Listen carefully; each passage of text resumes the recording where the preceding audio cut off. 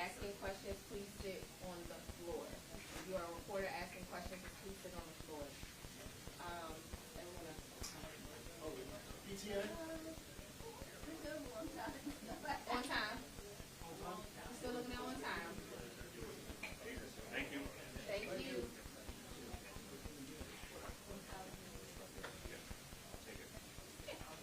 So we'll probably take the same, I would say, these are where, on this line is where all the principals will be standing. So we'll probably take the same posture as we did yesterday, with I will most likely be pointing to you to get questions. Also, because of that, we're going to try to get to some of our local Baltimore and DC affiliates first, and then we'll open it up for more questions. So I should be like just on this side and be able to facilitate that. Thank you. My question is, thank you. Thanks, guys.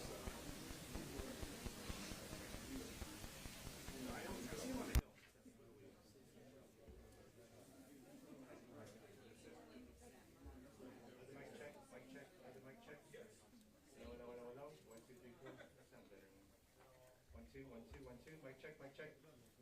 1, 2. Okay.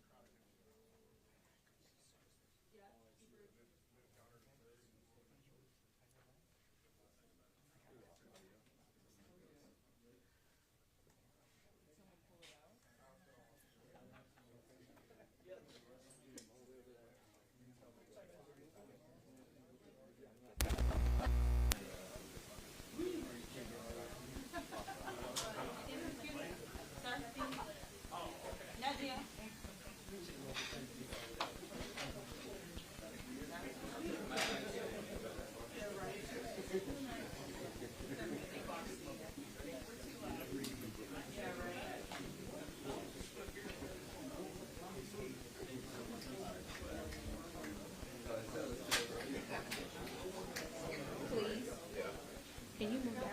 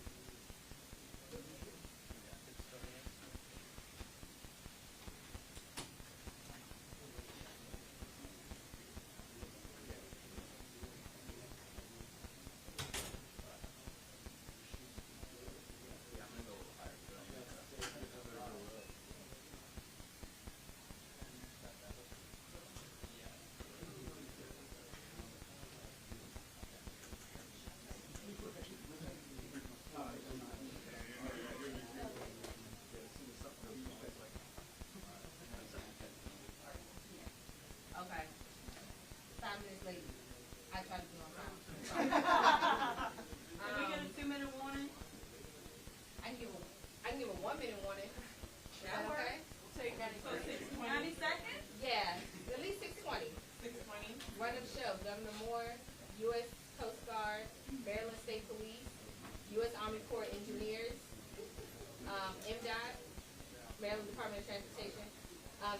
got Senator Cardin, Senator Van Hollen, Congressman Nfume, Highway Administrator, U.S. Highway Administrator, County Executive Olszewski, Mayor Scott. Can you do it one more time? The whole one? Yes. Sorry, I'm coming in the room then. Governor Moore, U.S. Coast Guard, Maryland State Police, U.S. Army Corps Engineers, Maryland Department of Transportation. Elected officials include U.S. Senator Ben Cardin, U.S. Senator Van Hollen, Congressman Nfume, U.S. Highway Administrator, County Executive Olszewski, Mayor Brandon Scott. Thank you.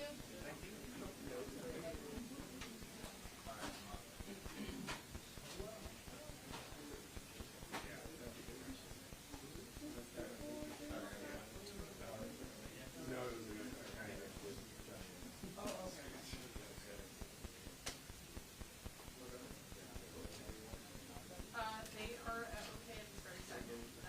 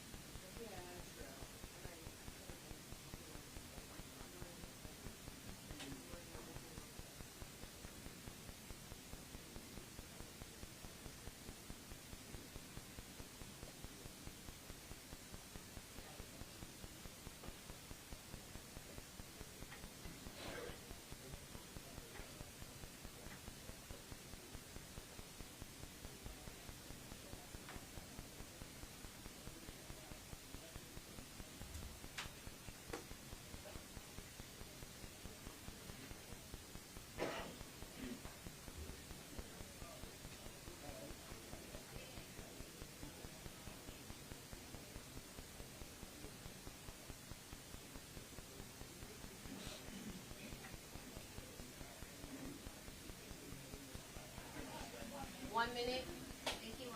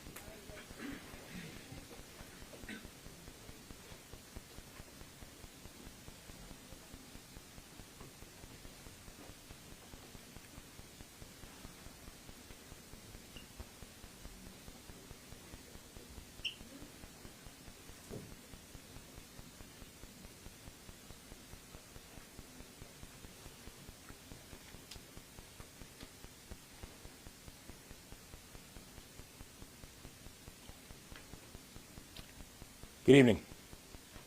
Today, we're thinking about the families of Dolian Cabrera and Menor Sandoval, who were recovered and identified yesterday.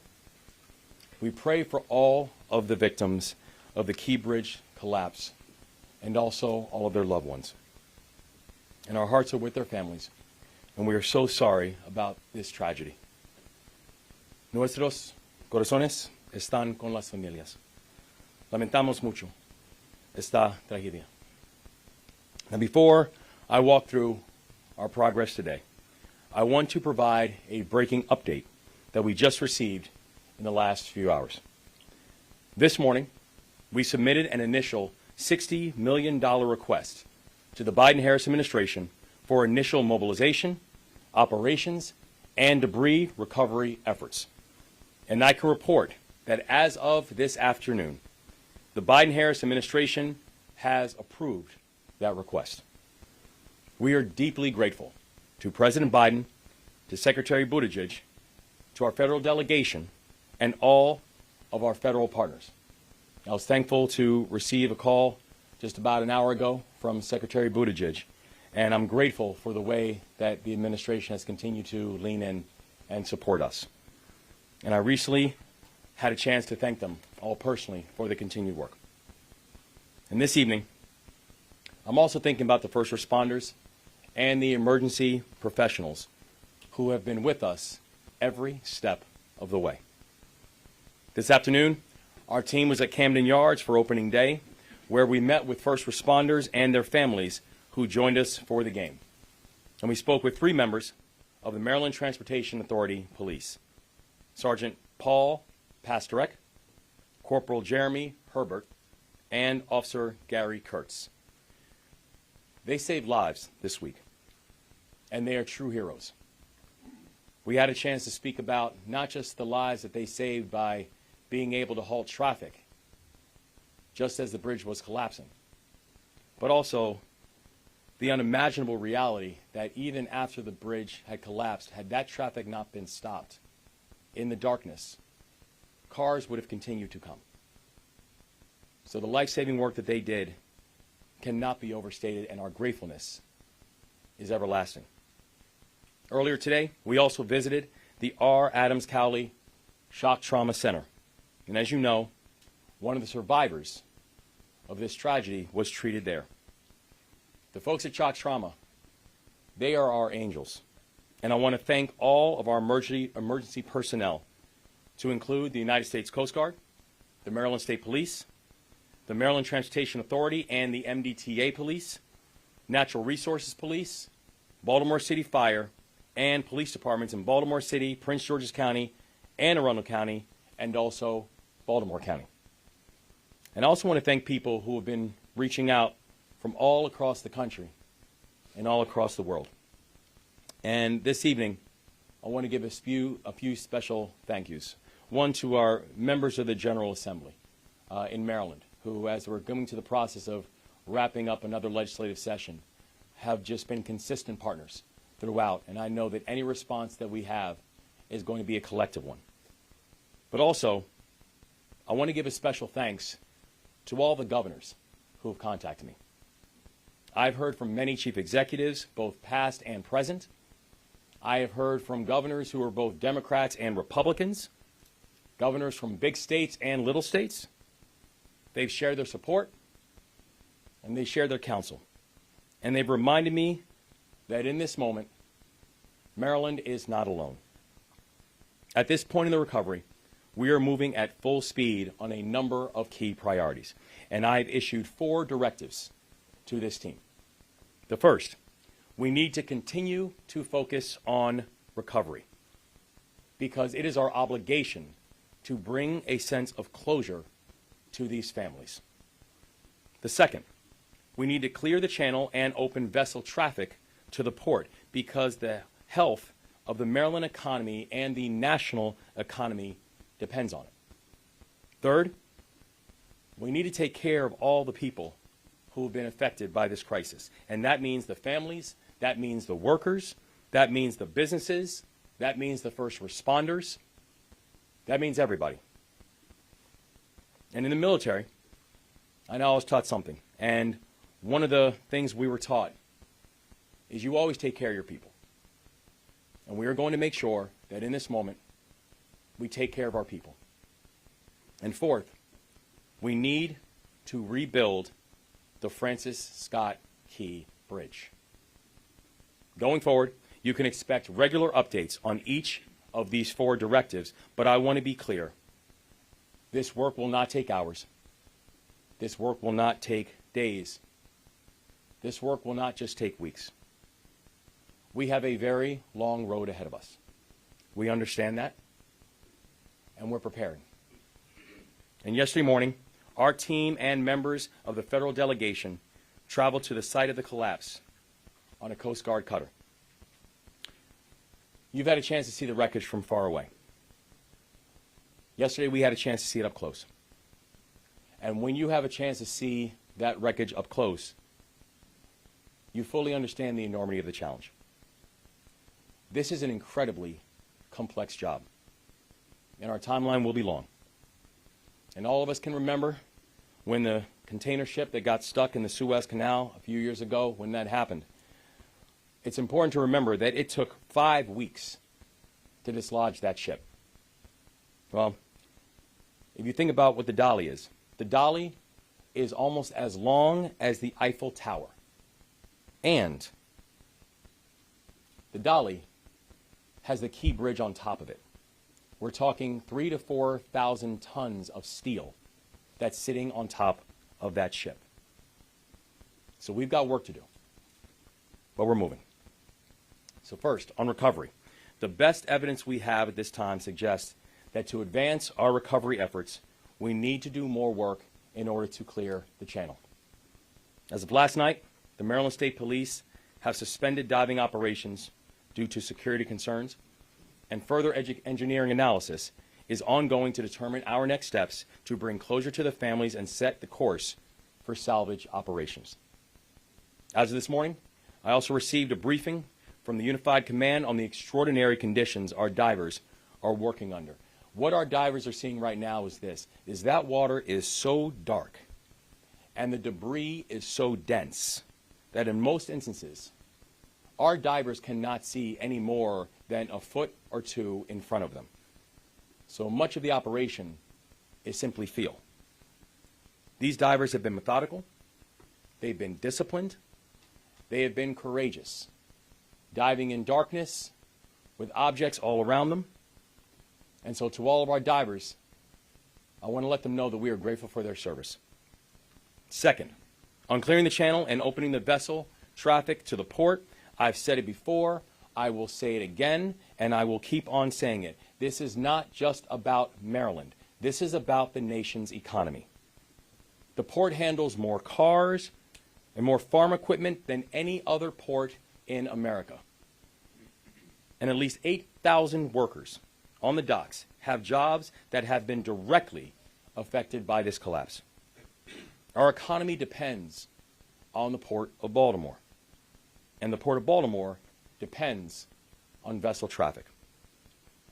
Yesterday, we were briefed by the commander of the U.S. Army Corps of Engineers for the Baltimore District, and she laid out her team's efforts with the U.S. Navy to mobilize major resources from around the country at record speed to clear the channel. Under the leadership of Colonel Pinchason, the Army Corps is moving the largest crane in the eastern seaboard to Baltimore to help us. It is estimated that that will arrive later on this evening. And third, taking care of our people. I want to provide two updates. The first, the Maryland Department of Labor now has established a hotline for unemployment insurance for workers affected by the collapse. The number on that hotline is this, 667-930-5989. I will say it one more time, 667-930-5989. I've also appointed an administration liaison to work with the families of the victims in their time of need and letting them know we are going to be here for them and with them. And I want to thank the leaders and organizations that have stepped up in order to help these families as well. Fourth, on rebuilding. We cannot rebuild the bridge until we have cleared the debris. We are working closely with our partners to marshal the funds to move forward on that build so we can be ready when we reach that point of the work. And I want to end by assuring the people of Maryland that this work is moving together at a full clip. And this work is moving forward together. The best minds in the world are here, right now, in Baltimore. They are working on this project in a methodical and a rigorous way, and we are continuing to work with leaders in the community to provide the support to the families and all of those affected. To the people of this state, I say we are going to get through this because we are Maryland tough and we are Baltimore strong. And in this moment, before I hand it off to the U.S. Coast Guard, I want to say we're also here joined by the Maryland State Police, the U.S. Army Corps of Engineers, the Maryland Department of Transportation, Senator Ben Cardin, Senator Chris Van Hollen, Congressman Kwesi Mfume, a representative from the Federal Highway Administration, County Executive Johnny Olszewski, the Mayor of Baltimore City, Brandon Scott. And I'm grateful for all the partnership that they have all shown in this time of need. So now I will hand it off to the Coast Guard and a briefing by Rear Admiral Gilreath. Admiral. Thank you, Governor. Thank you. Good evening.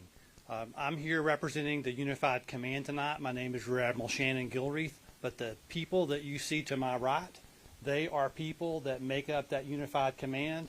They are some of the key leaders in that Unified Command, and they are making a difference in helping us accomplish our number one priority, which is to reopen the Port of Baltimore.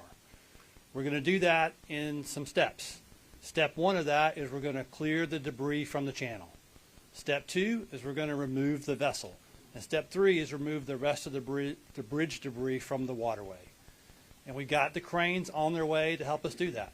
But before we can actually engage in lifting, we've got to complete the assessment process of the bridge and the pieces of the bridge that are in the water so that we can figure out how to cut the bridge into the right size pieces so that we can actually lift them with the crane.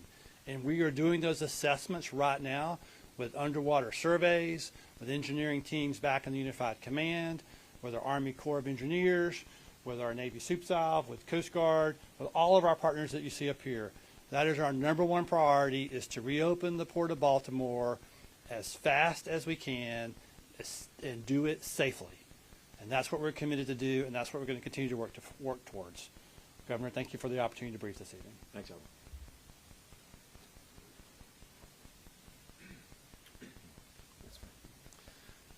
Good evening again. Paul Wiedefeld, Secretary of Transportation.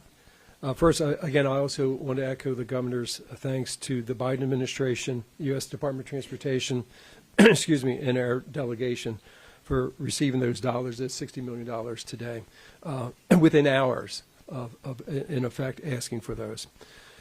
These dollars are essential for us to proceed quickly and safely with the debris removal, the demolition, traffic operations, and other emergency needs. We're very grateful, obviously, for the quick response. As you heard, our federal partners are focused on clearing the channel as the number one priority. MDOT's focus is also in that area, but also we have to do other things. First, we got to deal with the traffic implications of losing part of the 695 Beltway. Second, we have to work with the port on the job issues and on their business needs. And then third, we have to start the planning and design for the rebuilding of the Key Bridge.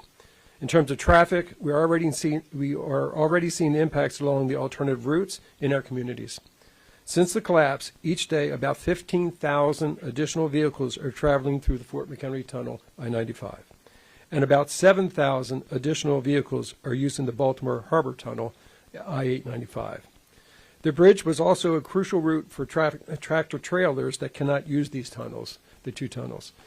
We anticipate 2,500 of these tractor trailers will use the west side of I-695. We are continuing to evaluate traffic flow in and around Baltimore and across the region and can make adjustments as needed.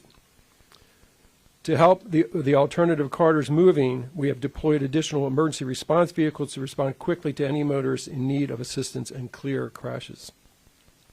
The second area of focus for us, again, is the workforce support that we're providing to the Port of Baltimore workers. To continue this work in partnership with the Maryland Department of Labor, as the Governor mentioned, to identify impacted needs and what we can do. We're also looking at available U.S. DOT programs in that front as well. We also are looking at what we had achieved during the COVID era when we were helping workers as well. And tomorrow we will hold a stakeholders meeting to address business and labor needs with the port community. The third area that we're focusing on, obviously, is the rebuilding of the bridge. We're working with our partners at USDOT. We've had several meetings today to start that process. That will take a little bit longer as we start the planning design of what that will be, and then we will have an ask for funds in very short order there. In closing, obviously we understand the enormous impact this is having on families, commuters, and the region as a whole. We ask everyone to be patient as you can be, and we ask them to please travel slowly, give themselves some more time so we don't create other issues, particularly for the work that we're doing out there in our highway system. And I can assure you we're going to work as quickly as we possibly can, but we're also going to work safely. Thank you for your attention.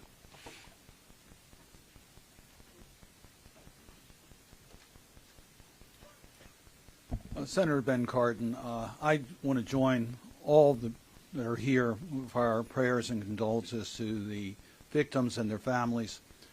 Our hearts go out to you, and our thanks to the first responders who literally saved lives and are working every day to get the port open and to get this bridge rebuilt as quickly as possible. Governor, I want you to know your federal delegation is with you. We thank the Biden administration for the quick action in regards to the emergency funding.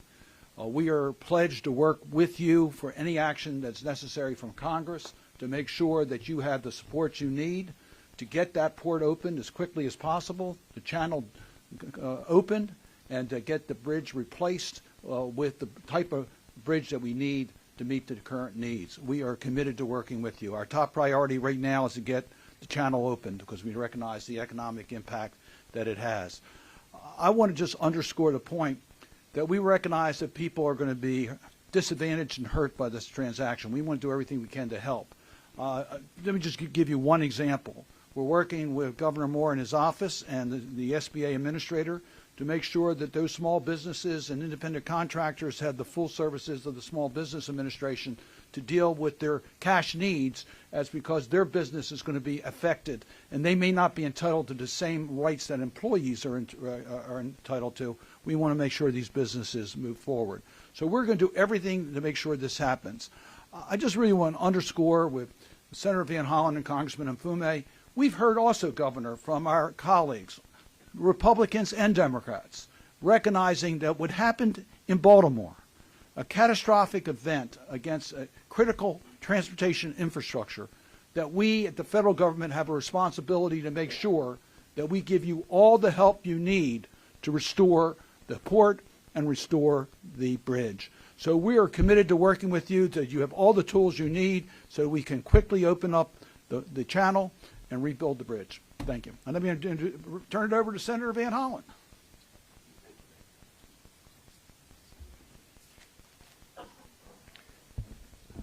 I want to start where the governor did and where Senator Cardin and others have. Our thoughts are with the families of the 6 construction workers who died, and we will be with them every step of the way. Thank you, Governor, for all the support your team has given to them, and also to the first responders who the governor described in detail the kind of risks they've taken on themselves to undertake this effort. I just want to provide a couple other facts about the federal role, and it's great to be working with my colleague and friend, Senator Cardin, Congressman Mfume, and the entire team Maryland. We are united, and as Senator Cardin said, we are hearing from our colleagues from around the country, Republicans and Democrats. I want to thank the President and the Biden administration, the Army Corps of Engineers, the Coast Guard, other federal agencies have deployed. They've been on site from the very beginning. Secretary Buttigieg was here and remains fully engaged. And the Army Corps of Engineers will cover the full costs of clearing the channel. We all recognize that getting the Port of Baltimore running again at full speed is a priority given all the jobs that are associated with it, all the small businesses, all the other businesses, and as the governor has pointed out, this is not just a Maryland issue, it's a national and global question. So I'm very pleased the Army Corps will be picking up those costs. As I understand it, there are 32 members of the Army Corps of Engineers on the ground right now surveying the situation.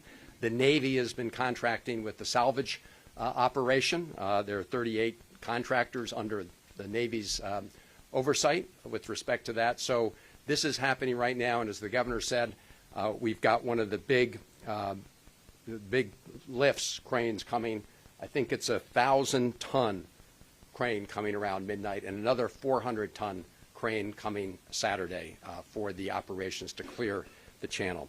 A word about the quick action that the governor and the secretary and others took to get the application in for the Federal Emergency Relief Program. This is a federal program designed for this kind of emergency. And as you heard, they've already been authorized for the $60 million from the federal government to cover all the costs of dealing with the surrounding traffic and issues that have come up since the bridge right now, of course, is collapsed and is on top of the ship.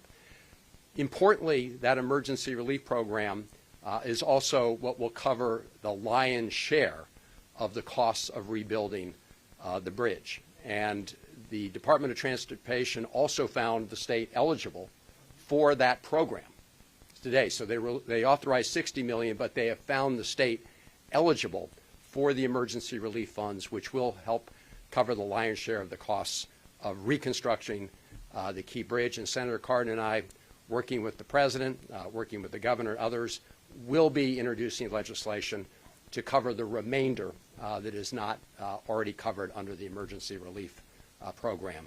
So we are here together as Team Maryland.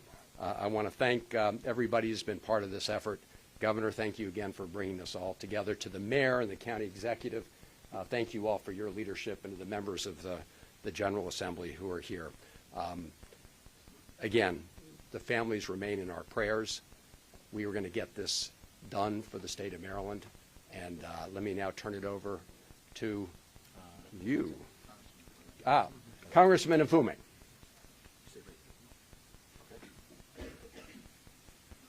Thank you very much, Chris. Governor, I don't know if it's been said enough, so let me just say it, that the fact that you have made this a very transparent process is important, because people all over the country are getting unfiltered, real facts in real time about what's happening, and I think that helps all of us in the process. I'm Kwesi Mfume. This is my congressional district, and Senator Cardin and Chris Van Hollen, the three of us represent just a part of Team Maryland. On this issue, I think it's fair to say that all of Maryland and their congressional delegation is a team, and you've seen some of the statements that have gone out and the one that will be going out. A couple of quick things. The main thing is the main thing is the main thing. So allow me to be redundant for just a moment. These families that are impacted can never, ever get enough of our condolences, our prayers, or our sympathies. It could have been any of us, anytime, anywhere, in a situation that we could not have predicted. So the reason we keep lifting them and asking you to lift them in prayer is because they will never be the same again. Now, as you've heard, the priority here is to clear the channel, to allow commerce to start up again. It is not an issue that just affects Baltimore. It affects supply chains all over the country in every state of the union. And so we are seeking to find a way to bring all assets to bear to make a real difference, to allow that process of commerce to begin again. Are there secondary matters? Yes. We're talking about the third largest estuary in the world and the first and largest estuary here in America, the Chesapeake Bay. It's a channel that's important for so many different reasons, whether it's aquatic life or anything else. We want to again say, as the governor and others have said, that these divers are putting themselves at great risk, but they continue to dive. We understand that there were hazmat materials in several of the containers. We're concerned about what happens if that gets into the bay. And we are concerned also that if for no other reason, people look at this as an American tragedy, not a tragedy just for this region. I've been in touch with the Speaker's office today. I expect that Speaker Johnson and I will talk at some point tomorrow morning, because one of the things that's important here for me on the other side of the aisle is to make sure that I say to my colleagues who are across the aisle that this cannot and ought not be a partisan issue. And I've seen some of the comments that have come about and some of the things that are being said. Please resist that. Democrats and Republicans have to find a way to work together on this. Otherwise, we will never get through it, and we will never decide the kind of future that we want, so that things like this are met with in the right way and dealt with in the right way. So my plea is to end any potential partisanship here and to find a way as Americans all over this country to work together. There will be insurance claims, yes. Money will be returned, yes. But in the process, we've got to move swiftly to clear the channel. And thank you, Governor.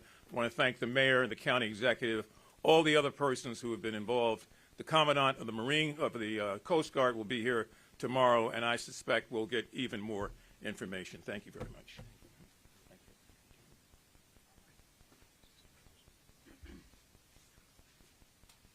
Good evening. My name is Shailen Batts. I'm the Federal Highway Administrator, and on behalf of Secretary Buttigieg at the U.S. Department of Transportation and President Biden, I just want to say, first and foremost, on the infrastructure and side, we'll come to that. But you know, everybody here has begun by talking about people, and I don't think we could have a president who has more empathy when there is loss of life. And I think that has been communicated clearly that for the workers who lost their lives, I think the president has deep and abiding concern, and also for the workers who are being impacted by the closure of the port. Was up here with Secretary Buttigieg on Monday, touring the site with the governor, the delegation, and it was a really fantastic turnaround of this application for the $60 million. And just to be clear, the emergency relief program that flows through the Federal Highway Administration, you know, this is the program that states will turn to when there are floods, fires, hurricanes, and other disasters, and this fits that category. And so we want to be clear that this is just a down payment, this $60 million. It is not the final payment. We will be here with Maryland DOT, and Governor, I have to say that your DOT team, the toll authority team, have just been fantastic, really on top of the game as we work forward with this. The Corps very focused on getting the channel open, and from a DOT and Federal Highways perspective, we're looking at the longer term prospect of getting that bridge rebuilt, because we know that's also critical to the region. So we'll continue to be a partner, and just want to commend all the great work that's gone on so far. Thank you very much.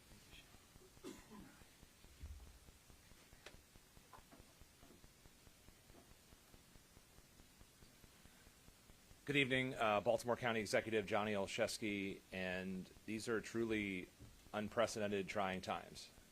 In the midst of dealing with unspeakable tragedy, we're also trying to then also move forward with a road to recovery and resiliency, and to have leadership in this space led by our governor, but to have leadership at all levels stepping forward in this moment is truly heartwarming.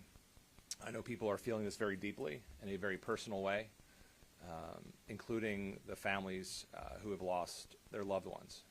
We know that the majority of those who were impacted and lost in this tragedy were Baltimore County residents. And I want to just assure that in addition to all other resources, Baltimore County will be there to provide everything that we can to those families who have been impacted by this horrific tragedy. I want to thank President Biden, Secretary Buttigieg, and the governor for their prompt and swift action on this application. I think the swift approval speaks volumes just to how serious our partners take the work ahead of us. It is making good on the president's commitment that all federal resources necessary will be marshaled to move forward on clearing the channel and rebuilding the bridge. And as we speak to the family, and I had the opportunity to do that yesterday, as we talk to port workers and impacted businesses, we know that certainty and that clarity is so important. And so to the families affected, you are not just in our prayers. To our dock workers, you are not just in our prayers. We are seeing action in the immediate aftermath of this tragedy. And you know, I just want to again echo the governor's call to thank our first responders who continue to this day, at this moment, to be out there actively working for and on behalf of our residents. It is a privilege and honor to serve alongside you, Governor, and the incredible representatives who will continue, not just this day, but in the days ahead, to make sure we move forward together. Thank you.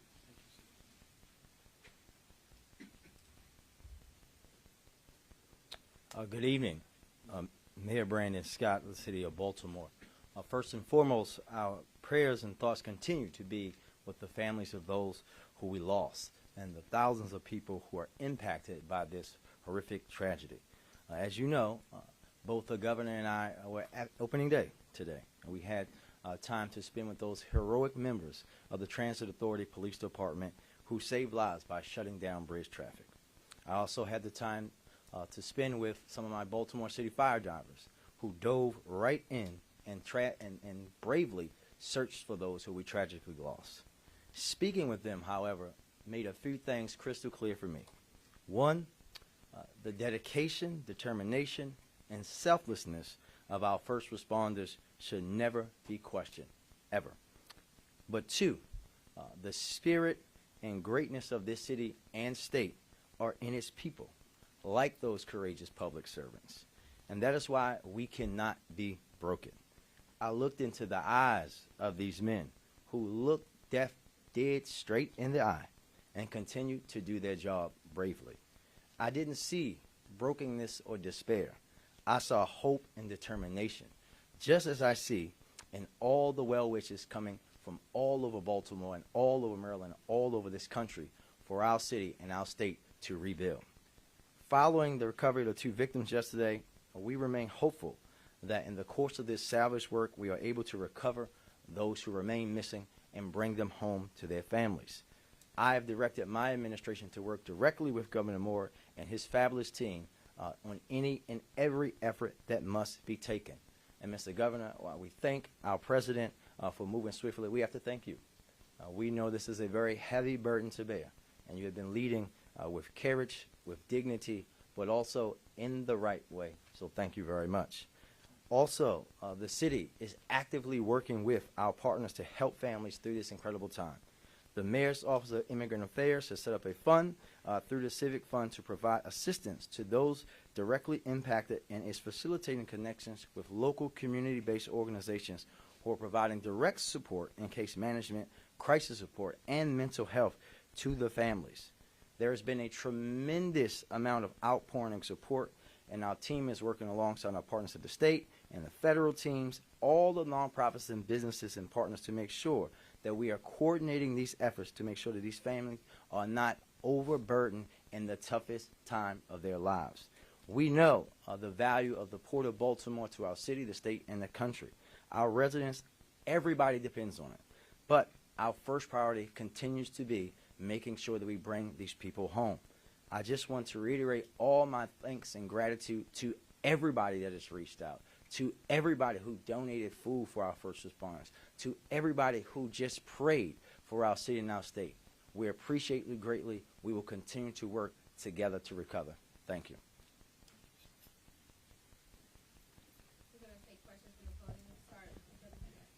All right, thank you. WBAL. Governor, the NTSB is reporting a hazmat leak, and the chair herself said she saw the sheen. I know you were out there on the water yesterday. Did you see the sheen, and can you go into detail about mitigation efforts and just what this means for people? Because some people are really concerned about what's going on in the water. Yes, I know of the 4,000 containers that are on the ship. It's been indicated that 56 contain some form of hazardous materials. And when we're talking about hazardous materials, that includes things like lithium batteries, perfumes, etc.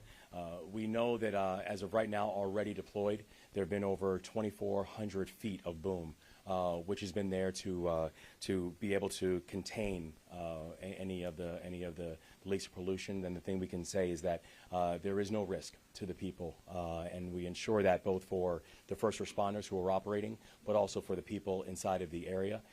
We know the NTSB is going to continue doing their investigations, but of the 4,000 containers, it's been 56 that have shown some type of hazmat. Did you see the sheen when you were out there? Did you see it on the water? I personally did not, no.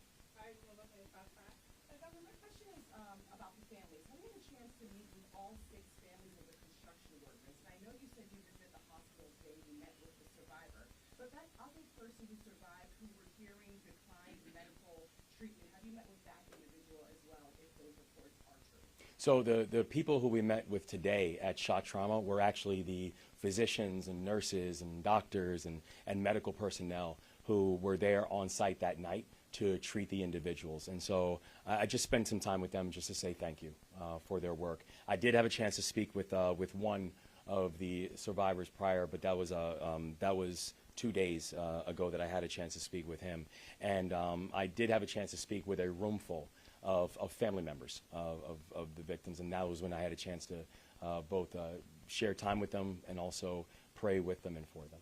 And it's just a follow-up to that fund. I don't know if Mayor Scott can answer that. People who do want to donate to the families, is it that fund they should donate to? Because now we're seeing a bunch of GoFundMes and things pop up, people who do want to help out these families.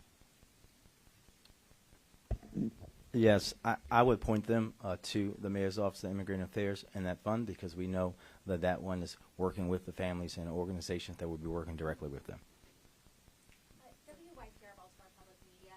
Back to the hazardous materials. There's been sort of some conflicting information, it seems, as to how many, if any, containers with hazards were dropped in the water. Do you have an answer? If there were containers that were dropped in the water with hazards, how many and what is in there? So what we know right now, there are 14 containers that were impacted, and those containers that were impacted contain soap, perfume, and some resin material. So that's what we know. As far as what part of that is still on board the boat, inside parts of those containers, or what part might have gone overboard, I can't tell you those percentages because I don't know those. But we've put in place air monitoring on board the vessel to keep track of any potential threats there, and we haven't had any of those threats from the air come up on our air monitoring. And we've got boom around the vessel to also collect anything that comes off of it. The sheen that I think's been reported, I think has to do with there's a bow thruster on the front of the ship that allows the ship to normally move to port or starboard as it's coming into port, approaching a dock, etc. There's some oil associated with that bow thruster, and we think there were roughly 80 liters of oil in that area. And so we think that's really where the sheen's coming from. But our ability to get directly underneath that is really too dangerous, because that's where those containers are hanging off the side of the ship, as well as the pieces of the bridge that are there. And we're trying to keep our first responders, as the governor and everyone else has set up here, we're trying to keep them as safe as possible. We do not want to make this tragedy for those families worse. I'm sorry, just impacted. Like, what is Impacted is everything from the bridge falling on them and they're potentially cracked open the container, to more serious damage to the container, and they're in different stages of that when you look at it. I have a question about the bridge itself. Is there a stronger protective system around the pier? Could the collapse have been avoided? Do we know that yet? We know that NTSB is conducting a thorough investigation into what happened, and I think it's still early days of the investigation. So we would not want to speculate as to what could have or should have been preventative. The thing that we know is that we are going to and will continue to focus on making sure that our infrastructure in our state is safe. But I know in that specific incident, NTSB is still in the early stage of their investigation.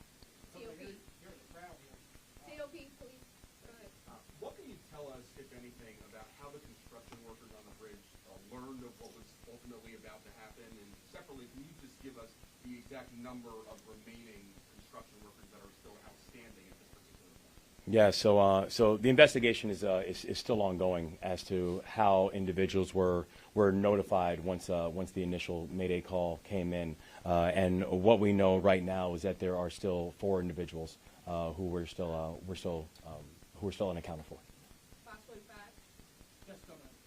You've already touched on it, and the ball is rolling, and that is certainly good news with the facts and figures of the help that's already here. But from the heart, what do you say to the people of Baltimore in particular regarding what you call this very long road after what happened? Notably, when talking about how this will certainly affect the commute, people's work, and their daily lives. What do you say?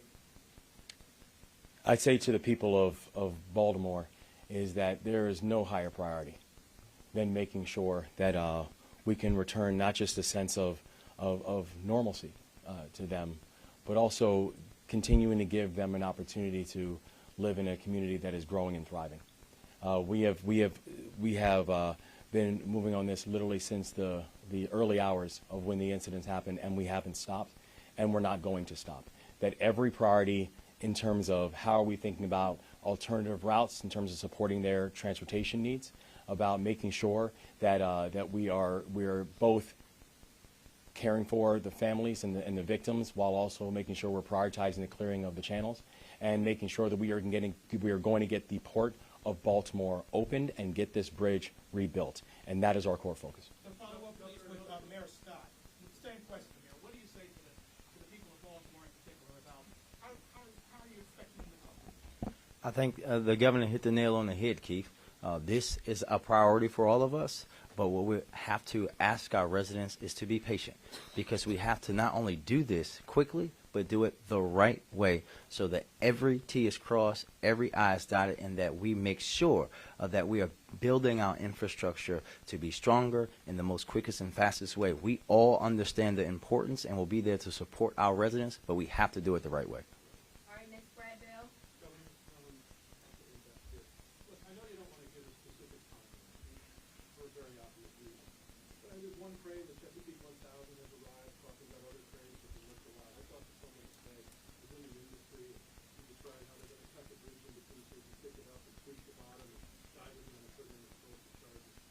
Realistically, how quickly can we get this done? The person is telling me, it could be a matter of weeks. I mean, what's your most optimistic? Again, I understand you don't want to be talking about that, but what do you think it could really do? There is nothing that we will not do to be able to speed up and making sure that we have a swift and a proper conclusion, and make sure we're getting it complete, and making sure we're also doing it safely, making sure that we're also doing it in a coordinated fashion. And the thing is, if you look at the precedents on this, we understand that this is daunting. This is complicated. It's complicated because of so many of the variables that have been laid out before. And we mentioned before about the vessel and the container ship in the Suez Canal. Just simply moving that took 5 weeks, just simply to dislodge it, right? And what we saw when we went out there on that Coast Guard cutter, we saw a vessel that was almost the size of the Eiffel Tower. If the Eiffel Tower was laid down, this vessel is almost the size of the Eiffel Tower, and the only difference is that it now has the Key Bridge laying on top of it. This is remarkably complicated, while this is also having a salvage operation with many, many moving variables. The reality is that at this point there are far many unknowns than knowns. And so the thing that we can say to everybody in our state is that this is a team that is coordinated. This is a team that is not just working hard, but working around the clock to making sure we get to a proper completion. But we also know this is going to be a long and a complicated process, and we are going to not just need people's patience on this, but we want to let them know we are going to get this done.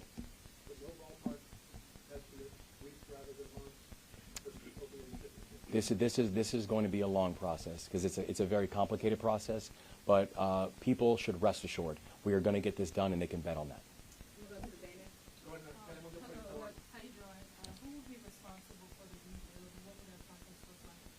So we're going to actually have a collective rebuild. This is going to be a rebuild that will include our federal partners. This is going to be a rebuild that will include the state and our local partners. This is going to be a rebuild that will include the private sector. This is going to be a rebuild that will include our unions. This is going to be a rebuild that will include everybody, because we understand the complexity of being able to put this up and put it together in the first place. And remember, to the initial construction of the Key Bridge took 5 years. So we know that we are going to move with speed, and we're going to move with safety, but it is going to require everybody involved in that process. No, it's still too early to go through individual companies. I would say Telemundo. Yes, Telemundo 44. This morning I called with Fernandez's mother. He told me his son wasn't a U.S. citizen, but he gave his life for this country. What did you talk about this, and what your office, mayor office, and executive office could do for this family? So our heart breaks for these families, because these families are living a nightmare. They are receiving information, and that night when this tragedy first happened, they received news that none of us would ever want to receive.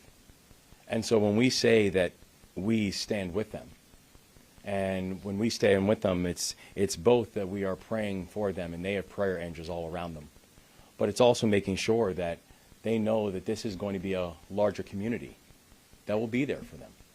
And so it still comes back to the basic humanity of this situation. I remember when I met with many of the family members, the thing they most wanted me to remember is that these were fathers, and they were brothers, and they were cousins, and they were husbands. They were people whose families loved them.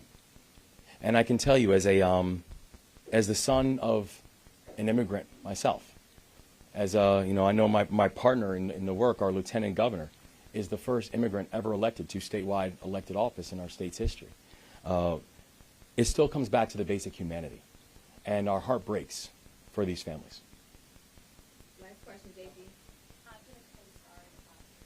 As you think about the families during this salvage process, are you able to identify how many vehicles may be down there encased in the debris at this point tied to the construction crews?